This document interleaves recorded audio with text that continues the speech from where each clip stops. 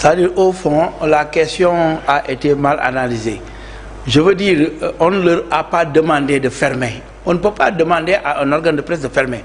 On te demande dañ lay laaj pour nga sàmmonteeg li nga xam ni moom la sa morom yi di sàmmonteel maanaam yow mii kat gaañaa ngay fay nangam gaa ngaa ngay doxe nangam te loolu moo nekk ci texte de loi yi yow ngay def leneen lu dul loolu ñun la waaw jaaral yoon boo jaaree yoon nga yàgg fi waaye boo mënul jaar yoon nag ah dinañ la arrêté parce que loolu mooy loi loolu mooy règlement loolu rek la ñu wax dañ ni leen dem leen ngeen jaar yoon ñi bañ a jaar yoon wala yi mënul jaar yoon ñooñu ñooy fermé te dañ ni ku mënul bawoo lu yàqu yow ku mën tamit te defoo di seetaan ki mënul lu yàqu yow donc le problème c'est ça bu fekkee ni yow sa organe entreprise de presse bu nga xam ni yow mënoo fay sa ay employé mënoo conformer wu li nga xam ni moom la code de la presse am déontologie et tout ça loolu yëpp mënoo ci respecter dara te yow nga bëgg ubbi organe de presse amoo doole xëy na yaa ngi laaj subvention yaa ngi laaj lu nekk ñaata organe de presse moo fi nekk plus de 1000 donc est-ce que ñoom du ñu booloo di def ay organe maanaam conglomérat nit ña booloo fukki nit bokk def benn organe bu ko defee di liggéey. d'accord loolu yëpp mën na nekk. d'accord monsieur Lo mais bu fekkee da ngeen bëgg tas ku nekk nag di wax la ka neex di def la ka neex loolu anarchie de la presse. d'accord ma question a été mal analysée je vous le concède mais beneen bi mooy tey jii est-ce que yaakaaroon ne organe de presse yooyu ils avaient besoin peut-être d'un peu plus de temps wala ñu jox leen tamit ay rouages yoo xamante comme tu dis mënoon nañ booloo nekk benn organe est-ce que c'est pas assez brusque parce que derrière ça il y a le côté humain bi nga xamante ne nii nit yi xëy na ci loolu lañ doon sukkandiku pour dundal seen i njaboot et aujourd'hui ça s'arrête brusquement donc j'ai le droit de vous poser cette question. Non je comprends que vous posiez cette question. Oui mais da nga ni dañ leen di fermer man la kenn wax leen di fermer dañuy wax ñu conformer wu. d'accord dañ leen ñu conformer wu fermer. Maintenant li nga wax ci par rapport à la situation d'un journaliste par exemple moi je suis quelqu'un bu nga xam ne damay dem ci journaliste yi sama ay xarit lañu j'ai toujours été avec la presse xëy na loolu tax sax Basirou ni ma ah comme yow sa xarit lañ demal foofu pour vous dire je vis damay dund li journaliste yi di dund parce que kat man mënuma seetaan sama xarit Aline Badara bi nekkoon yëgle fii nga xam ni léegi mi ngi fële ca kii ak ñooñu sama xarit lañu xam nga man bu ma amee nit affaire damay bokk ak yow lépp. dëgg la donc dama bokk ak ñoom lépp xam li ñuy dund nu mu méttee. dafa métti te ñoom ñu nekk ay journalistes. oui journalistes yooyu mais patron de presse yi dañ leen war a mettre dans les conditions qu'il faut. tout à fait bu fekkee mën nañ ko ñu def ko bu fekkee mënuñu ko ñu booloo def benn presse bu ko defee ña fay liggéeyee di gis seen bopp carrément. xam nga di liggéeyoo bàyyi woo aussi baaxul.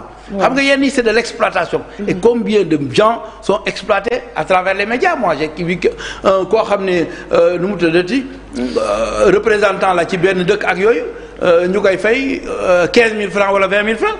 te ki ka doon fay 15 000 francs wala 20 000 francs dafay dem di maye ci dëkk bi fo inondation am mu dem maye waaye maye bi da koy fësal ba ñëpp di ko gis. ñu ni loolu du suñu cosaan. loolu du suñu aada loolu du ngor loolu aussi wanewu la te loolu yëpp. war nañ ko mën a corriger réew day tegu ci yoon Aliou Sall li mu wax mooy que ñu conformer à la réglementation. d'accord bu ko defee yow nga am jàmm. keneen am jàmm yow nangu waroo sax nangu kuy ñëw di tiimal sa métier. maanaam ñëw amul xam-xam ba pare di dox ci sa métier maanaam amul certificat de titre la sa papa daan wax. amul certificat de titre. ba pare ñëw bëgg yàq sa métier yow di ca dugg di ca wax. gaaña naan la mu wax dëgg la di ko jël di ko exploiter moom mi nga xam ni sax day jéem a wax lu dul noonu. bu ko defee di ca profitoo yooyu yëpp ay affaire la yu nga xam ni affaire la si suuf yi nit ñi def pour déstabiliser ay nit yu nga xam ni dañu jub di jubal di jubanti wuteeg ñi jubul woon daawuñu jubal daawuñu jubanti. waaw d'accord loolu aussi problème la quoi. léegi monsieur Lo tamit lu jëm ci wàllum ministère de la communication dañu gis tamit dama dégg ñuy analyser naan lu jëm ci wàllum numérique le ministre est en train de pousser à l'entrepreneuriat jéem a orienter nit yi ci maanaam les nouveaux métiers du numérique mais que d'un autre côté il est en train d'asphyxier la presse. Aujourd'hui est-ce que tamit parce que gis nga organes yooyu ngay wax ne peut-être nekkuñu ci yoon am na ci biir des honnêtes citoyens des pères de famille des mères de famille yoo xamante ñu ngi ci te mesure boobu xëy na gàllankoor na leen du seen cuune moo tax mais réglementation bee tax ñooñu tamit lan la ministère bi fas yéene def pour accompagner leen de telle sorte que du ñu am ay difficultés économiques ou familiales. très bien ñooñu am nañu ay organes yu fi nekk yu nga xam ni dañuy leble maanaam bu ñu la lebalee nga def entrepreneuriat bu doxee nga fay soo maîtriser li ngay def carrément ba nga xam ni boo demee ñu mën la lebal ca FONGIP garantie nga dem BNDE ñu jox la wala lebal ca DER maanaam leble ya bokkul FONGIP defe naa fexe nañu ba garantie 1000 milliards ci at mi passé waaw kooku kay mi ngi lijjanti ay entreprise presque entreprise la amuloo moyen bindal un modèle économique clair un business plan clair nga dem déposer bu ko defee ñu financer la mais nag liggéey ngay def c'est-à-dire au fond il faut être très professionnel nga xam ni yow la ngay jaay nit ñi dinañ ko jënd te du am chantage maanaam doo nekk di def ay commérage ci télé bi à chaque fois ñi koy déglu sax affaire commérage rek la ak yooyu yëpp nga nekk professionnel dans le métier bu ko defee di nga mën a dem ci kanam. Parce que j'ai discuté même avec des gens ils sont dans d'autres pays. Et il y a des journalistes bien formés là-bas et ils me disent que nous sommes ouverts pour amener des journalistes dans nos pays pour les former. maa ngi nuyu sama xarit bi nekk Canada il était journaliste fii. mi ngi dem di def foofu formation. j'ai oublié un peu son nom xam naa ne mi ngi may suivre. alors loolu aussi branchage boobu di am day participer à la consolidation de la formation maanaam transfert de compétences fii tamit am ñu am doole ñu nga xam ni dañ leen di fexe ba ñoom it ñuy dem ci yeneen dëkk di former ñooñu noonu rek la c'est-à-dire affaire bi formation continue la ba pare am éthique am déontologie am morale professionnelle boo ko amul boo dee def benn métier même bu fekkee da nga ciy gagner pendant un temps parce qu'il y avait des gens malhonnêtes à la tête de ce pays nga xam ne da nga leen di supporter ñu lay jox xaalis di la jox ngay fay si ay employés te xaalis bi ñu la doon jox kat xaalisu askan wi la tey ñu muri malaayan kiiraay mu leen ñuuroon muy dañ leen joxoon réew mi ñëpp gis ñu leen di woo tribunal guddi bëccëg suba ngoon. non loolu on va y revenir dinañ ci alors que yow dinañ ci wax ci loolu nga doon puiser di ca coppati ndax attention on parle de détournement et tout ça mais ces détournements là ça a servi à quoi il y a des gens qui ont détourné de l'argent afin d'engraisser n'est-ce pas des organes de presse amoon na man ak gars yi ñu ñoo ànd dëkk am na ku ma ni bañu ñun de bañu ñu gagné la ñu ni jël leen seen bagage ngeen dem léegi monsieur Lo organe ba doxatul monsieur Lo gëm naa ne tamit yéen bi ngeen di jël réew mi am na tamit la presse qui vous a beaucoup soutenu les Sénégalais en général les Sénégalais en général et la presse aussi a joué ak booy xeex ci mbedd bi la presse a joué son rôle et sa partition en éclairant les gens en faisant son rôle. Quelle presse? Laquelle? Oui. Attention. Dites-moi. Quelle presse? Dites-moi. Il y avait une presse foncièrement contre et calomniée à chaque fois. Mais il y avait une presse pour aussi. Waaw si. Il y avait une presse pour aussi.